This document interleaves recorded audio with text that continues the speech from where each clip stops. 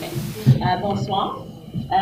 Avant de débuter notre séance de ce soir, j'aimerais mentionner que le Conseil a connu des situations regrettables au cours des séances publiques durant la dernière année. En résumé, le Code municipal du Québec permet à un conseil municipal d'adopter des règlements afin de contrôler la conduite de ses débats et maintenir l'ordre et la bienséance pendant ces séances publiques. Dans ce contexte, et jusqu'à le mois prochain, votre conseil va travailler pour améliorer la régie interne de ces séances publiques où l'ordre, décorum et la bienséance seront de mise pour assurer le bon déroulement des séances dans le respect des membres du conseil et du public. Merci. Bon, bienvenue à notre séance ordinaire le 2 juillet 2019. Puis, je vais demander à Mme Beaulieu de lire l'ordre du jour. Merci. Au point numéro 1, ouverture de la séance. Point numéro 2, adoption de l'ordre du jour. Numéro 3, approbation du procès-verbal de la séance ordinaire du 3 juin 2019. Au point 4, rapport des inspecteurs en bâtiment de la MRC.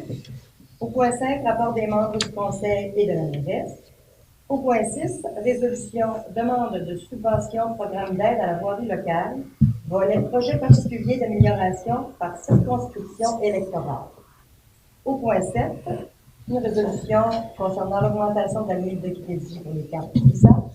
Au point 8, résolution signature d'entente municipalité de Saint-Jean pour intervention hors route et services de premier répondant. Au point 9, résolution modification programmation de la FEC 2014-2018. Au point 10, résolution recommandation du CCU pour le 68-90 Chemin Royal. Au point 11, résolution demande de dérogation mineure pour le 61-28 Chemin Royal. Au point 12, résolution demande de dérogation mineure pour le 68-48 Chemin Royal. Au point 13, résolution tarif piscine 2019. Au point 14, résolution demande d'étude de comportement routier en zone et en période scolaire au MPQ. Au point 15, résolution Camp Saint-François. Point 16, avis de motion et dépôt de projet du règlement 588-2019 modifiant le règlement 584-2019, tarification vidange de fosse de rétention. Au point 17, motion de félicitation prix du patrimoine. Point 18, compte à payer. 19, correspondance. 20, période de questions. Et 21, clôture de la séance.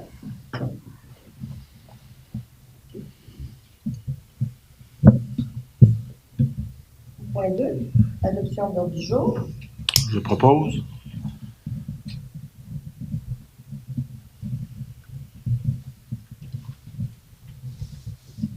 Point 3, approbation du procès-verbal de la séance ordinaire tenue le 3 juin 2019.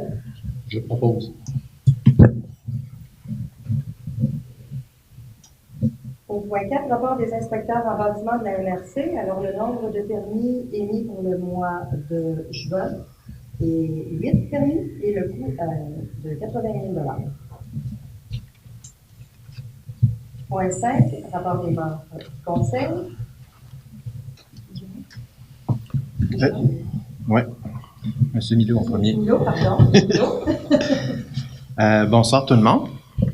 Donc pour moi, j'ai eu une rencontre de travail. On vous avait parlé qu'on a engagé une chargée de projet pour appuyer la municipalité dans la progression des différents projets, à savoir le réaménagement de l'ancien presbytère, projet de génératrice pour les mesures d'urgence, l'aménagement du quai près de la marina, un sentier sur les battures et puis l'aménagement des toilettes aussi pour le secteur. Donc, j'ai rencontré Madame Gingras qui travaille sur le dossier actuellement pour donner les orientations qui étaient souhaitées par le conseil, question d'avoir un bon démarrage des projets. Pour vous faire un résumé rapide, puisque Mme Gingras est venue nous faire un rapport là, un peu plus tôt dans la soirée, actuellement, les demandes à la Régie du bâtiment et au ministère de la Culture seront envoyées sous peu, pour le presbytère et les toilettes, puisque l'un va pas sans l'autre. Le ministère de la Culture a certaines exigences architecturales. La Régie du bâtiment a certaines exigences réglementaires. Alors, il faut que ces deux organismes-là se parlent. Donc, ce qu'on fait actuellement, c'est que on fait des demandes conjointes pour s'assurer que on arrive avec un projet qui soit viable et qu'il n'y ait pas d'éléments qui puissent coincer là, au démarrage des travaux. Donc, dès que les recommandations de la RBQ et du ministère de la Culture vont être reçues, ça va nous permettre de finaliser le budget et l'échéancier pour réaliser les travaux. Un élément qui va être possiblement réalisable là, dès cet été, c'est au niveau cosmétique, au niveau de l'extérieur du bâtiment. Il y a déjà une demande de permis au ministère de la Culture pour la peinture des cadres, des fenêtres du bâtiment, de manière à préserver là, les acquis. Ça devrait se faire assez rapidement. C'est déjà déposé. Pour le projet de génératrice, on est en demande de soumission. Pour le quai, Mme Gingras va faire une petite révision là, de la proposition qui avait été faite par Urbam de manière à alléger le budget et rendre le dossier possible assez rapidement. Il y avait une contrainte qu'on avait au niveau de l'extrémité du quai qui appartenait pas à la municipalité, et là, on devra faire une demande d'autorisation au ministère des Transports et à la Société des traversiers du Québec. Donc, tout ça va se mettre en route rapidement. Au niveau des toilettes, ben c'est déjà quand même avancé. Les esquisses ont été faits au niveau d'une toilette qui sera adossée à l'église pour bénéficier déjà des services électricité, eau et drainage à proximité. Donc, la demande va s'en aller au ministère de la Culture rapidement. Donc, bref, ça chemine bien et on devra avoir des éléments qui se concluent là, sous peu, ou qui démarrent à tout le moins sous peu. J'ai aussi effectué une rencontre de travail avec mes collègues conseillers le 25 juin dernier, qui était fort intéressante là, sur différents sujets. Le dernier point que je veux vous mentionner, c'est concernant la dernière séance. Madame Deslauriers vous en a parlé un petit peu tantôt pour ceux qui étaient présents. Bien que je crois que j'avais peu à me reprocher, je veux vous offrir mes excuses pour ceux qui ont pu trouver la séance un petit peu houleuse. Je ne suis pas... je trouve que c'est pas un climat très intéressant. Alors, comme Madame Deslauriers vous l'a dit, il va y avoir un code qui va être mis en place, mais ça m'a rappelé un article d'un de nos concitoyens, un de vos concitoyens, M. Léopold Bordelot, qui a été paru en mars 2018, parce que, bon, comme Mme Deslauriers l'a dit, là, il y a déjà eu quelques échos par le passé, là, notamment dans le dossier de la marina. Puis j'aimerais vous le lire, c'est pas un article qui est très long, puis je pense que ça résume bien l'approche qu'on devrait avoir dans un conseil municipal. Donc, je vous le lis à l'instant. Lundi, le 5 mars 2018, j'ai été témoin d'une assemblée du conseil municipal de Saint-Laurent qui m'a profondément choqué.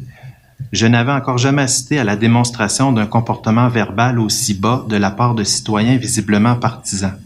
À mon sens, le débat social et politique est l'une des conditions essentielles de la démocratie. Il n'est pas n'importe quelle forme de communication. Bien sûr, il peut être marqué par la confrontation d'idées, la controverse et la polémique. Il peut même présenter des rapports de force intellectuels et rhétoriques.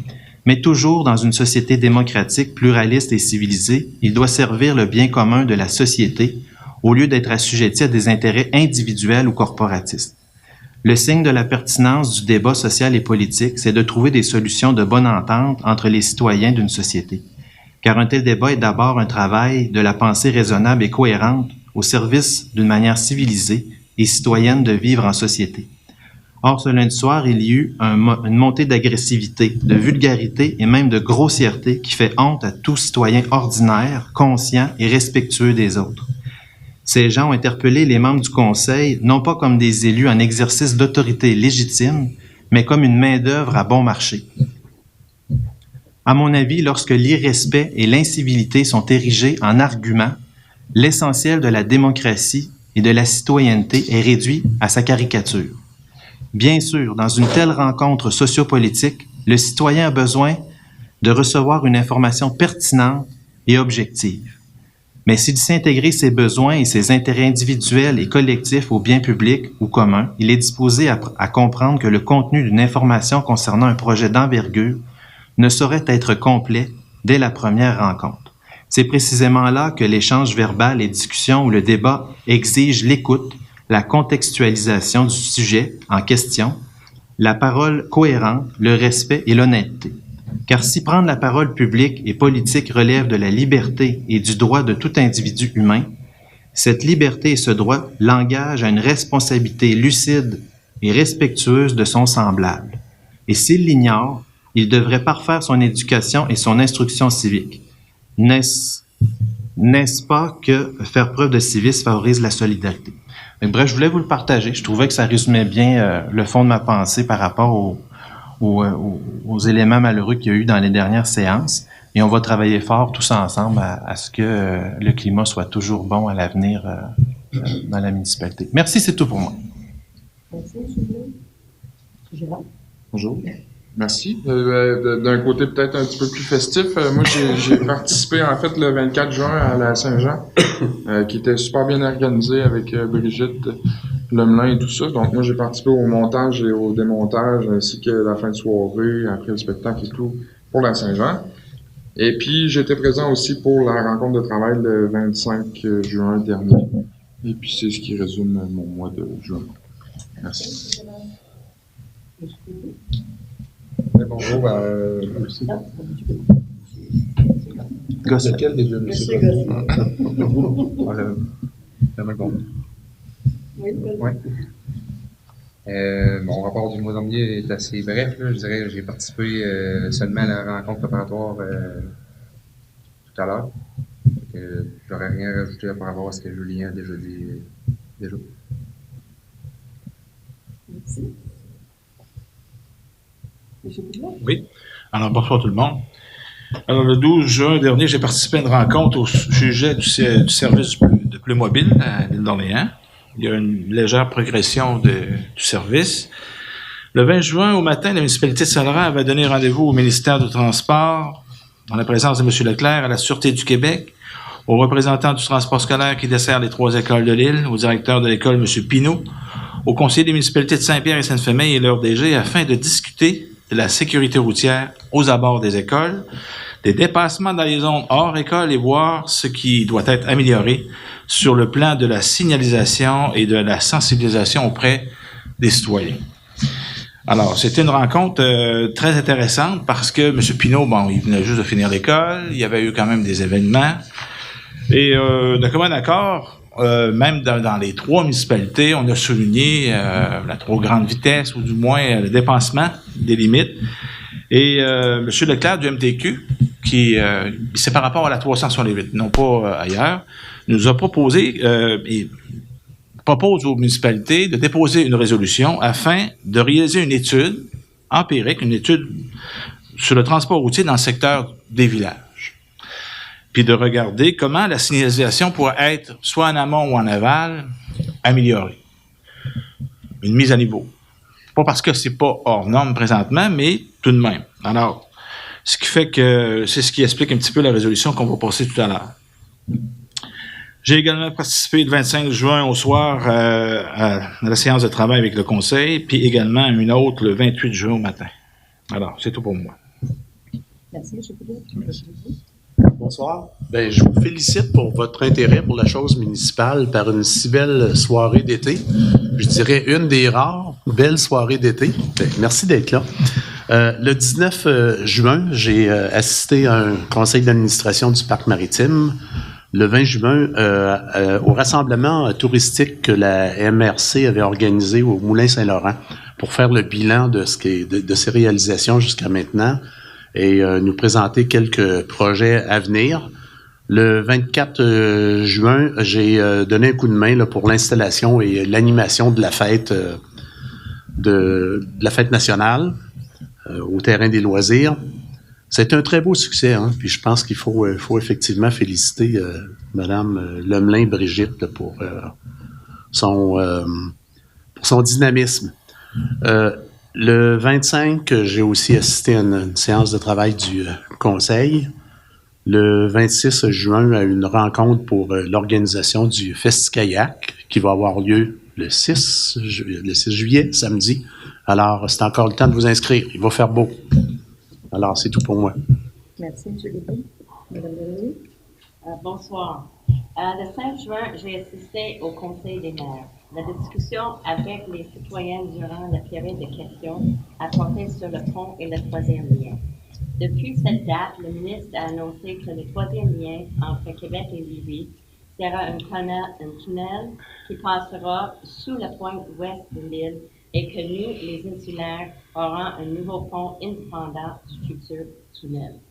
À la suite des travaux effectués le samedi le 8 juin par Transport Québec sur le pont de l'île, le MRC a opté pour une mini-campagne de promotion télé de 4 semaines durant l'émission Salut, bonjour à TVA. Le 10 juin, j'ai assisté à une réunion du comité de sécurité publique. Le Sûreté du Québec, continue à travailler très fort sur nos priorités locales comme la sécurité routière, la prévention et de la criminalité et la couverture d'événements sociaux. Le 14 juin, j'ai assisté à une très belle activité organisée par Véronique Rousseau à l'occasion de la 40e anniversaire de la bibliothèque. Cette activité avait été tenue pour remercier les enfants de leur participation au dessin. Environ 20 enfants et leurs parents étaient présents et un tirage de 2 certificats cadeaux d'une valeur de 20 $ chacun chez Rénobré a été fait. Le 19 juin, Mme Moisan et moi-même avons participé à un atelier organisé par Urgence Québec concernant les relations de la municipalité avec la presse en situation d'urgence. Ce fut un atelier très instructif. Le 20 juin, en matinée, j'ai également participé à une discussion concernant la sécurité routière autour des 3 écoles. Une campagne de sensibilisation des parents, des enfants et des automobilistes sera faite au début de la rentrée scolaire en septembre. En soirée, j'ai également assisté à un cocktail touristique organisé par le MRC. La municipalité a célébré une autre belle fête nationale le 24 juin. Un gros merci à Brigitte Lalonde, la coordinatrice communautaire et son comité, aux employés municipaux et à nos pompiers ainsi que nos bénévoles pour leurs apports et leur implication. Le 25 juin, j'ai aussi assisté à une séance de travail du conseil. Ceci termine le rapport de mes activités pour le moment. Merci. Alors, au point 6, demande de subvention, programme d'aide à la voirie locale, volet projet particulier d'amélioration par circonscription électorale. Alors, il est proposé d'autoriser Mme Michèle Moisan, directrice générale, à compléter et à signer une demande de subvention dans le cadre du programme d'aide à la voirie locale, volet particulier d'amélioration par circonscription électorale.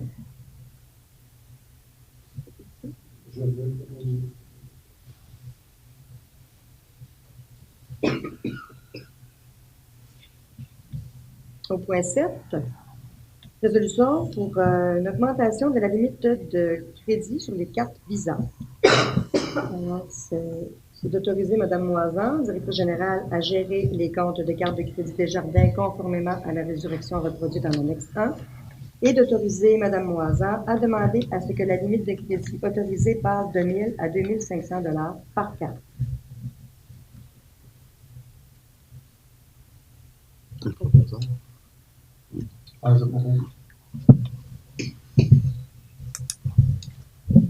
Point 8.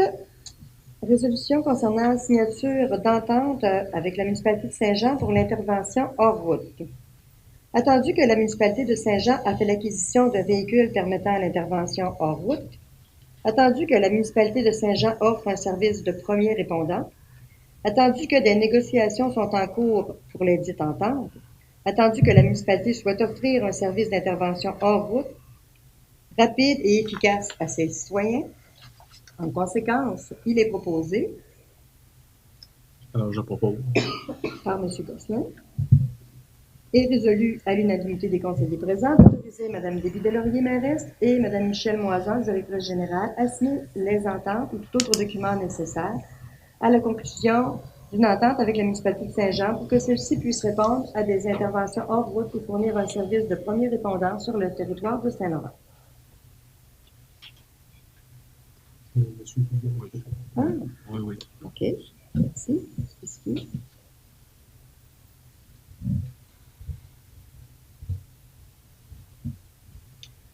Au point 9, modification de la programmation TEC 2014-2018. Attendu que la municipalité a pris connaissance du guide relatif aux modalités de versement de la contribution gouvernementale dans le cadre du programme de la taxe sur l'essence et de la contribution du Québec, TEC, pour les années 2014 à 2018.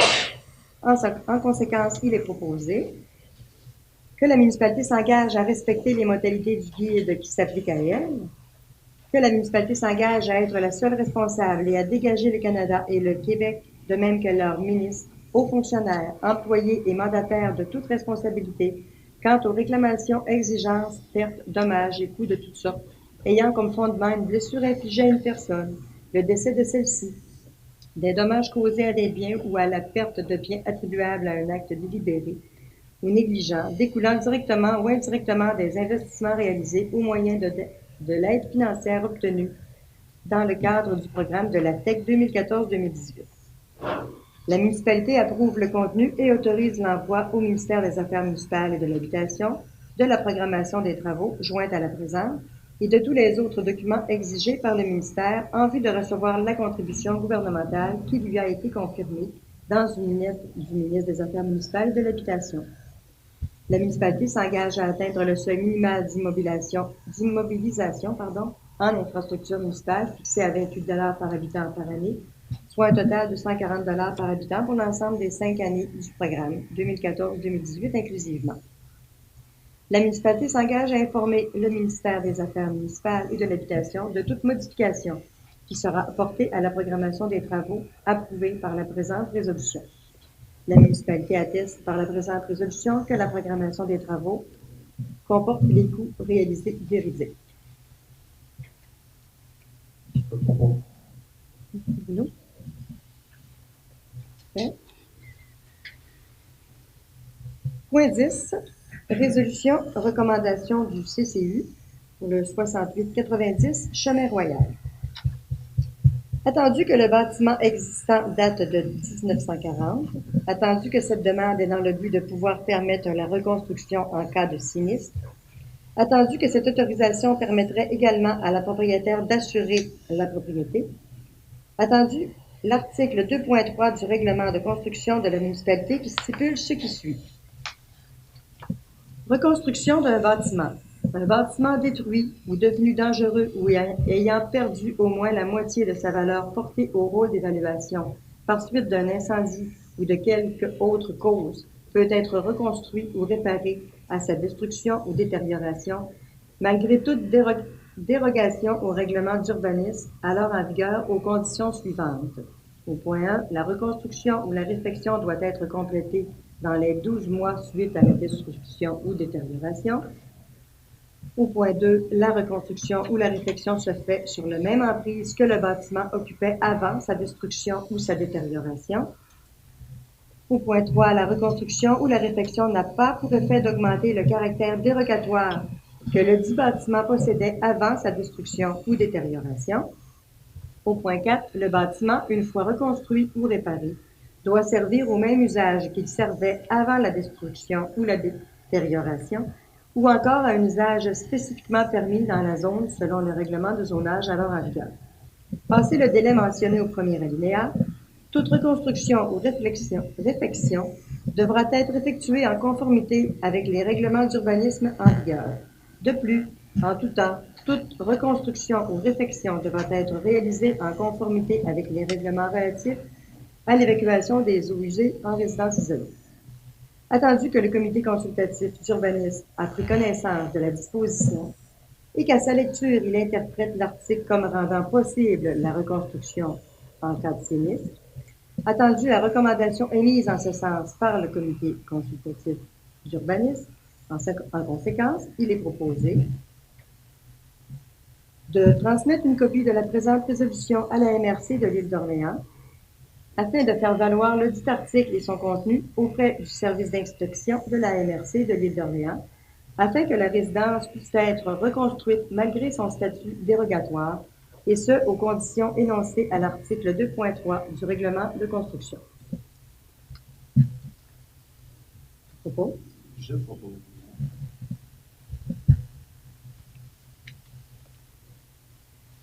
Au point 11, résolution demande dérogation mineure pour le 6128 Chemin Royal. Attendu le rendu architectural du bâtiment proposé, attendu que le bâtiment ne nuit aucunement aux propriétés voisines, attendu la recommandation émise en ce sens par le comité consultatif d'urbanisme, en conséquence, il est proposé de réputer conforme la construction proposée et de permettre la construction d'un garage isolé qui excède de 2,63 mètres carrés la superficie maximale autorisée et qui excède de 0,45 mètres la hauteur maximale autorisée. Propos? Je propose.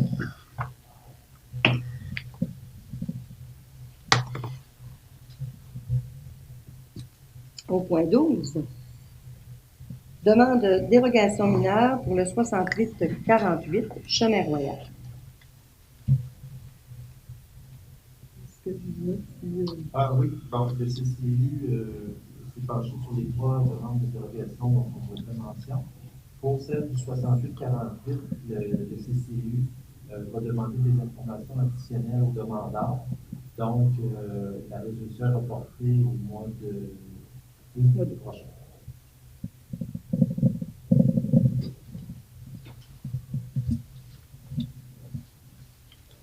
Au point 13, tarif pour la piscine 2019. Alors, il est proposé que l'accès à la piscine soit dorénavant gratuit pour les résidents de la municipalité. Les tarifs demeurent les mêmes pour les non-résidents. Je propose.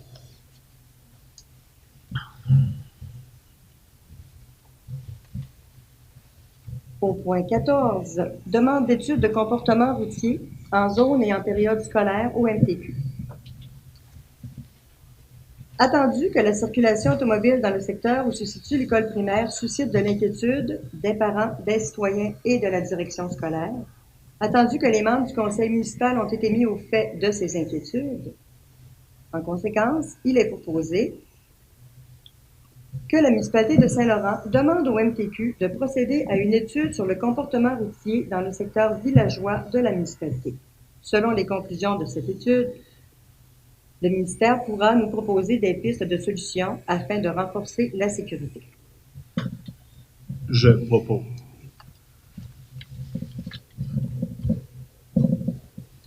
Alors, le point 15, camp Saint-François, ce point-là est reporté à une réunion ultérieure.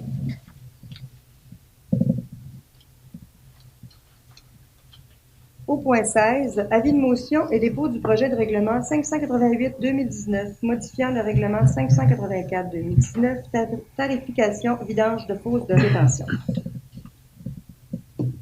Oui, alors pour celle-ci, on dit attendu que la municipalité a adopté le 14 janvier 2019 le règlement concernant toute taxe foncière. Il y a eu une avis de motion qui a été donnée le 2 juillet 2019. Les copies du règlement sont à la disposition du public pour consultation au début de la session ordinaire du 2 juillet lors du dépôt du projet de modification réglementaire.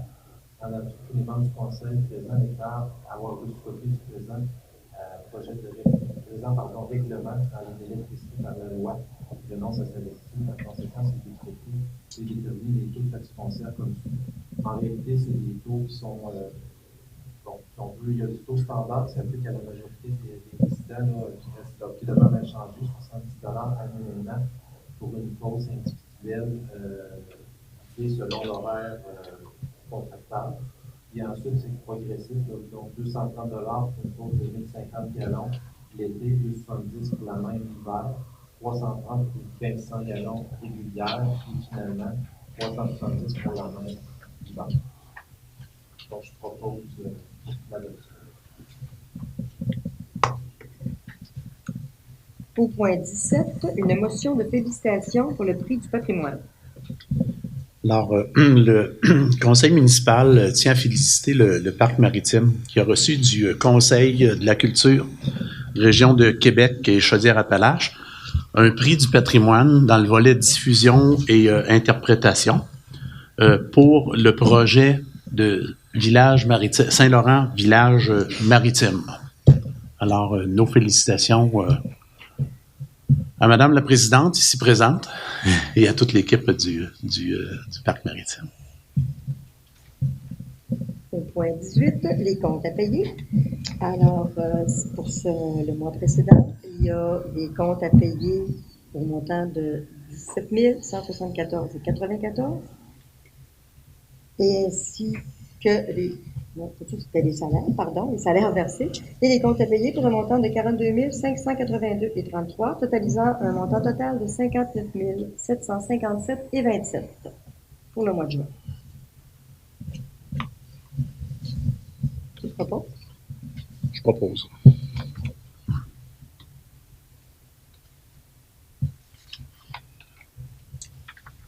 Alors, point 19, correspondance, nous n'avons reçu aucune correspondance. Au point 20, période de questions. Si vous vous présentez à le micro, vous êtes filmé maintenant parce qu'on avait élargi le champ du caméra. Bonsoir. Bonsoir. Mon nom, c'est Pierre Letourneau.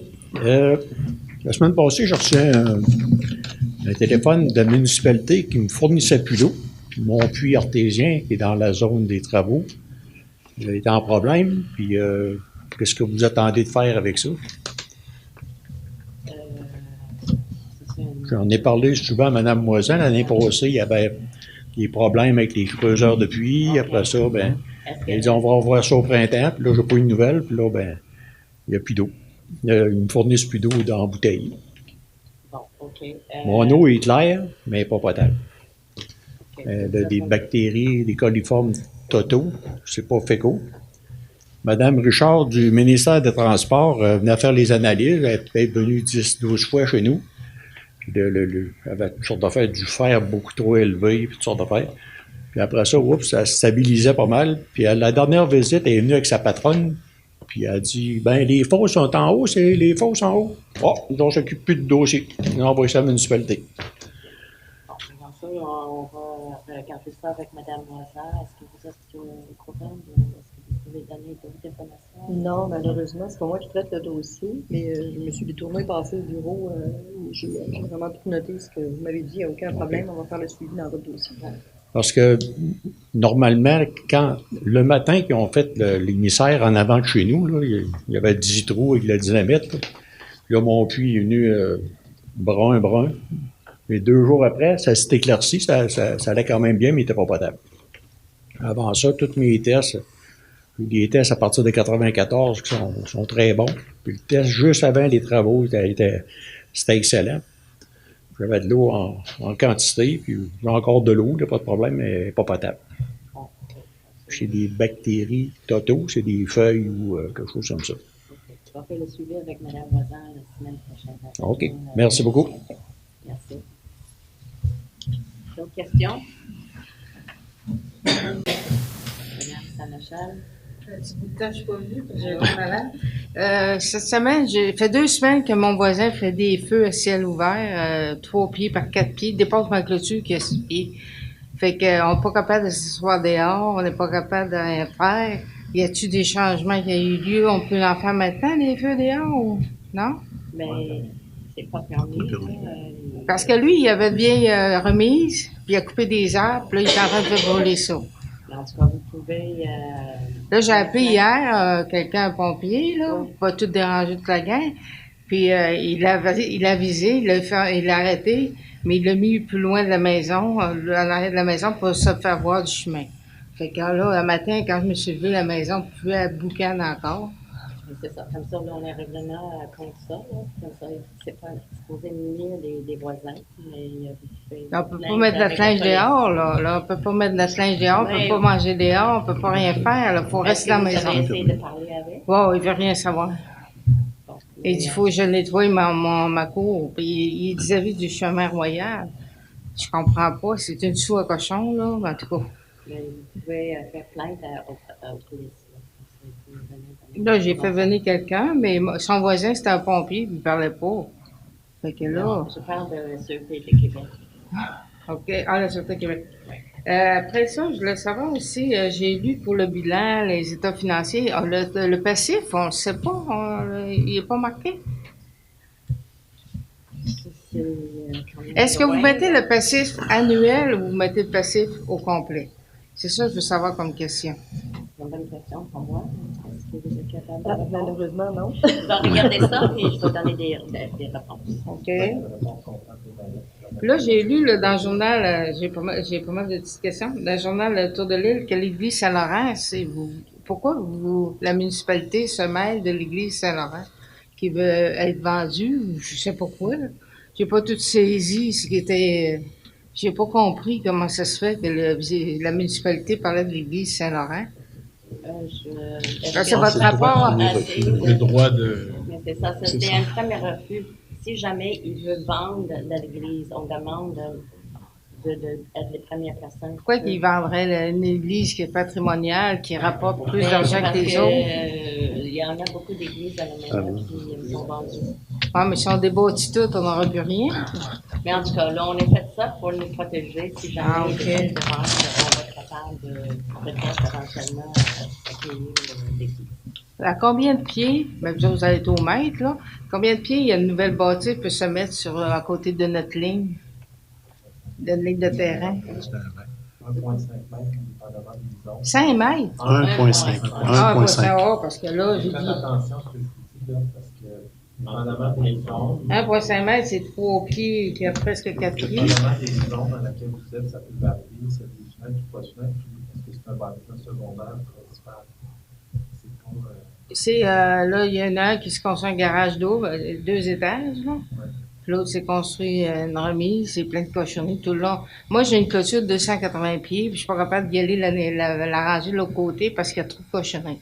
Il y en a un qui a un poulailler, l'autre, il a mis toutes ses cochonneries à côté sur la clôture. Je peux pas rien faire. Qu'est-ce que je fais? Il n'y a pas de distance de la ligne pour les cochonneries, malheureusement. C'est du bâtiment. Ouais, mais comment je fais pour entretenir ma clôture si je suis pas capable d'y aller? De son bord à vous? Ouais. Pas sur mon bord certain. Elle est propre. OK. Elle est en dedans de ma ligne, ma clôture. Et est-ce que vous avez un règlement? Vous avez-vous quelque chose, ça? Ou faut que j'aille à la police qui demande sur le code civil? Je sais pas, moi, là.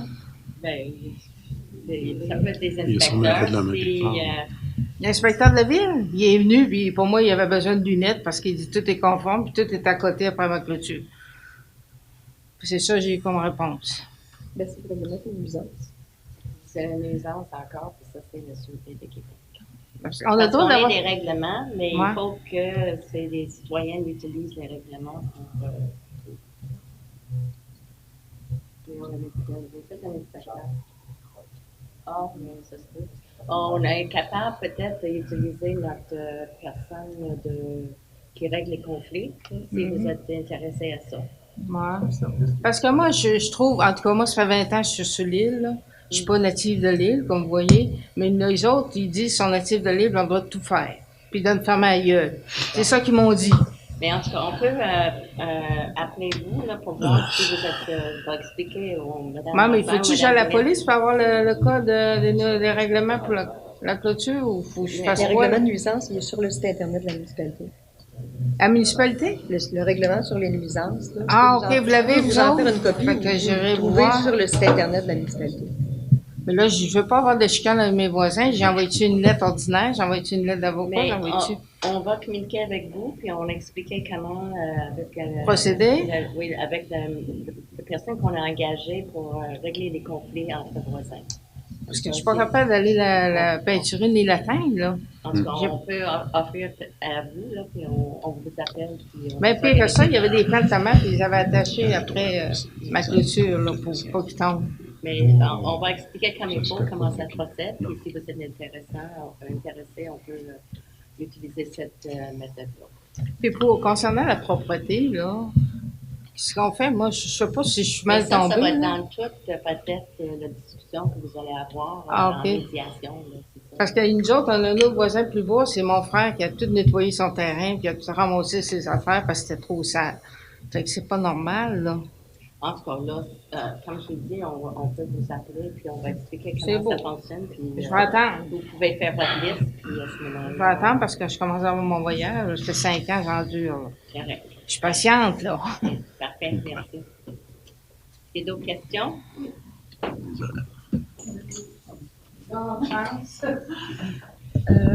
Je voulais juste vérifier au point 10, la résolution que vous avez adoptée, là, pourquoi ça prenait une recommandation du CCU pour une demande qui respecte en tout point la réglementation municipale?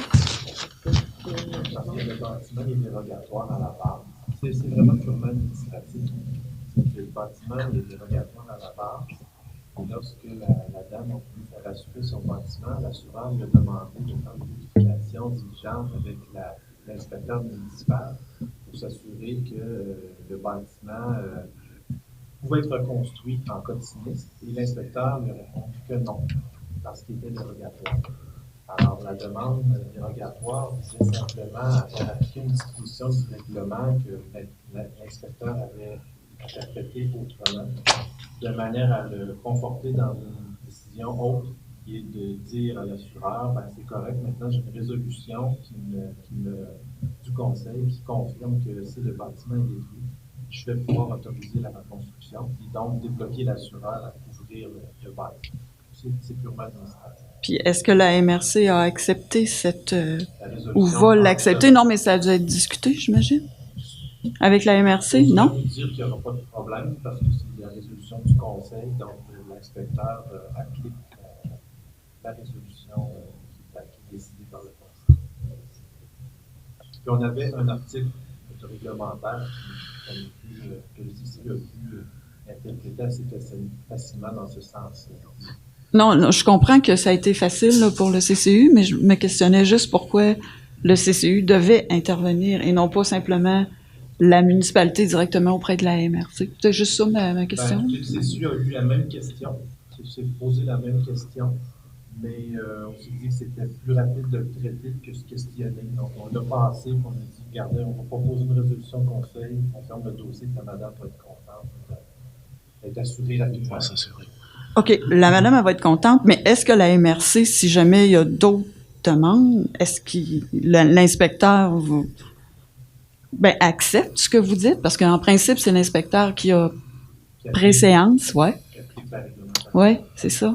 Parce qu'il y en a d'autres, là. Je comprends qu'il y a quelqu'un qui a fait une demande, là, mais il peut y en avoir d'autres. Il pourrait y en avoir d'autres qui seront étudiés à ce moment-là. Mais ça n'a pas été encore rediscuté avec la MRC. On a vraiment juste regardé OK. OK. Au point 6, vous avez parlé d'une demande de subvention dans le cadre du programme d'aide à la voirie locale. Ça concerne quel projet? Ou c'est un projet futur? Oui, c'est ça. Parce que c'était juste sorti la semaine dernière, puis on est jusqu'à le 9 juillet pour mettre une demande. Comme ça, là, on avait passé la résolution ce soir. On ne sait pas exactement ce qu'on va faire, mais on va passer la résolution ce soir qu'on est capable de signer pour demander des subventions. Mais vous ne savez pas pourquoi vous allez demander la subvention, c'est ça? Pas pour l'instant. Mais OK. on va être obligé de trouver quelque chose à voir avant le 9 juillet. OK. Tu sais, quand on parle du contrat là, qui a été donné à Chantal Gingras, qu'est-ce qu'elle va faire concernant le sentier sur la grève? Parce que Chantal, c'est une architecte, là, c'est pas... qu'est-ce qu'elle va faire par rapport à ça? Oui. En fait, pour le moment, c'est simplement au niveau... C'est pas dans ses qualités d'architecture qu'elle interviendrait, mais davantage au niveau de la charge de projet. C'est qu'actuellement, elle a le mandat de faire les démarches au niveau des autorisations nécessaires pour pouvoir donner le projet. Puis après ça, ben, c'est sûr que c'est des intervenants techniques ou entrepreneurs ou destinés quelque chose, il y aura des gens impliqués. Mais pour le moment, c'est simplement d'activer le dossier auprès des autorités, ministère de l'Environnement et tout ça, pour voir si, un, il y a une faisabilité, et deux, ben, comment on l'articule. Parce qu'actuellement, c'est encore un peu intangible, mettre un peu de tangible là-dessus. OK. Puis est-ce qu'elle fait le lien avec la MRC qui a son projet de... Constellation, ouais. Ouais, Constellation. On en a parlé ce soir. OK. Dernière question. La demande qui a été transmise pour le presbytère, est-ce que ça touche seulement l'extérieur ou l'intérieur aussi? Ces deux demandes, on en a fait une en mode rapide pour pouvoir démarrer quelque chose à court terme. Ça, c'est la coquille extérieure. OK. Ça, c'est parti. On attend des nouvelles. On pense que ça va être favorable. Pour Non, c'est l'intérieur, c'est à venir. La demande est en train de se faire. Mais comme je vous disais, c'est pas juste MCC. C'est la régie du bâtiment aussi. c'est ça. Mais ça veut dire que vous faites des changements importants à la structure à l'intérieur? Non, c'est pas majeur. C'est plutôt de la mise en conformité aux normes, mais toujours dans l'esprit on vous l'a toujours présenté, du préservation du patrimoine bâti. C'est ce qui est essentiel là-dedans. Puis, madame, par rapport au programme fonctionnel et technique, Mme Gingras a repris le document, mais a proposé des modifications qui permettent plus d'ouverture, puis de réduire les coûts. Donc, on accueille favorablement toutes ces idées-là aussi. Puis est-ce que ça veut dire que vous allez nous revenir avec une présentation de... Ça va avoir l'air de quoi à l'intérieur? Oui. À court terme? Ben écoutez, en fait... Ben ça dépend là, si vous attendez l'autorisation du ministère, je dirais à moyen ou long terme, là, mais... Ben en fait, c'est que tant qu'on n'aura pas au moins un écho de la RTQ et de l'FCC, on ne peut pas trop se prononcer parce que, je vais donner juste un exemple, la courage extérieure. L'FCC ne voudra pas qu'on y touche.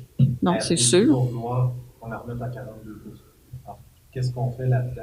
Alors, c'est ce genre d'élément qu'on devra coordonner entre les deux entités. Après ça, on va pouvoir travailler à présenter le schéma final que nous amenons en appel. Mais les plans sont tous montés. Les modifications qui sont faites sont quand même assez mineures par rapport à ce que vous avez vu dans le... OK. Ben, ouais. Il y avait quand même un petit flou. Mais quand même. OK. J'avais pas d'autres questions. Merci. D'autres questions? Bon, mais merci beaucoup.